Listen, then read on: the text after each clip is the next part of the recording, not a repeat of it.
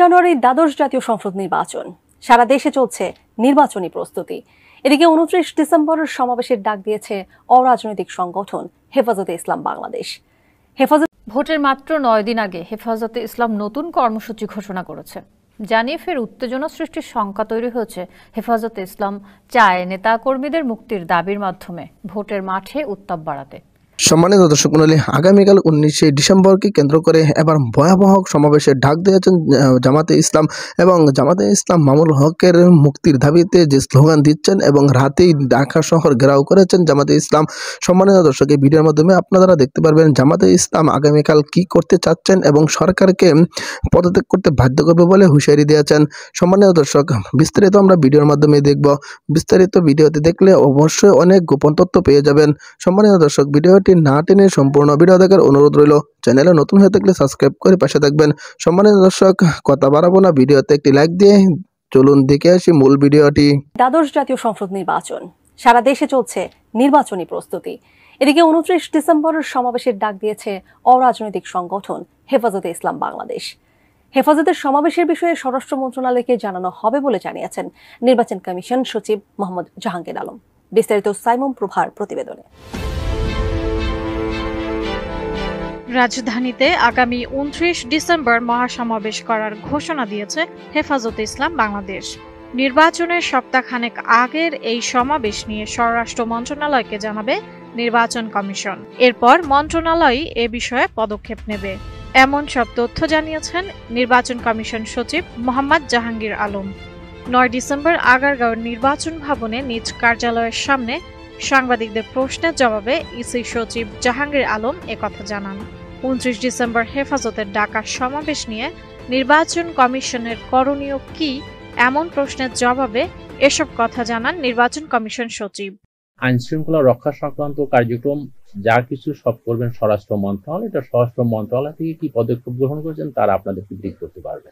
মোহাম্মদ জাহাঙ্গীর আলম বলেন, 29 ডিসেম্বর হেফাজত ইসলাম বাংলাদেশের ডাকা সমাবেশের কথা নির্বাচন কমিশন পত্রিকার মাধ্যমে জেনেছে। বিষয়টি নির্বাচন কমিশন স্বরাষ্ট্র মন্ত্রণালয়কে অবহিত করবে। স্বরাষ্ট্র মন্ত্রণালয় এ বিষয়ে পদক্ষেপ গ্রহণ করবে। কমিশন যদি মনে করে এ বিষয়ে কোনো পরামর্শ দেওয়ার প্রয়োজন আছে তাহলে কমিশন সেটা করবে বলেও জানান মোহাম্মদ জাহাঙ্গীর আলম। অন্যদিকে বিএনপি ঘোষিত মানববন্ধন কর্মসূচির বিষয়ে নির্বাচন কমিশনের কিছু করণীয় আছে কিনা জানতে চাইলে ইসি সচিব বলেন, আইন শৃঙ্খলা রক্ষা সংক্রান্ত যাবতীয় কার্যক্রম দেখভাল করছে স্বরাষ্ট্র মন্ত্রণালয়। আগামীকালের হরতালের সমর্থনে কক্সবাজার শহর, বগুড়া শহর, রাজশাহী মহানগরী সহ বিভিন্ন স্থানে বিক্ষোভ মিছিল করেছে বাংলাদেশ জামায়াতে ইসলামী। এ সময় সংগঠনের বিপুল সংখ্যক নেতাকর্মী উপস্থিত ছিলেন।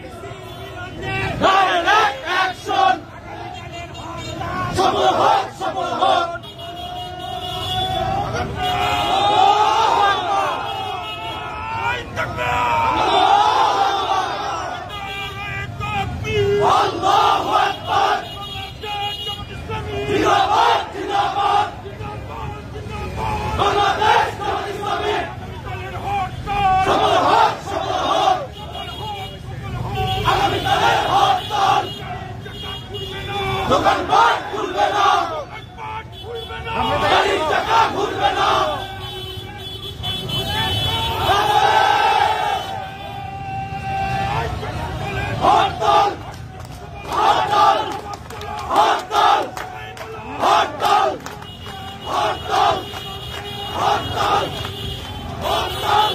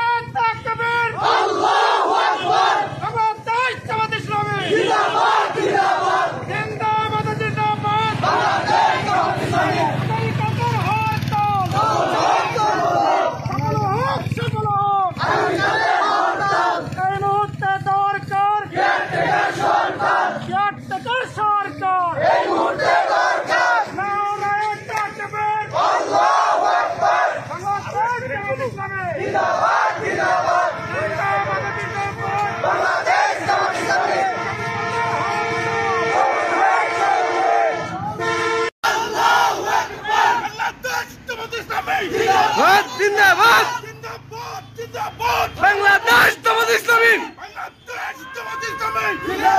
জিন্দাবাদ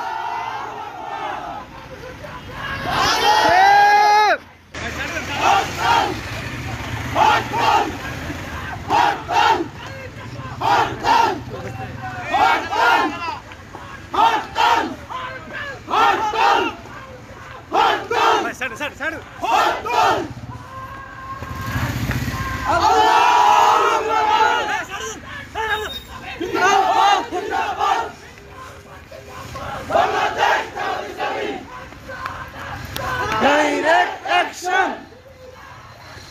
Direct hardal!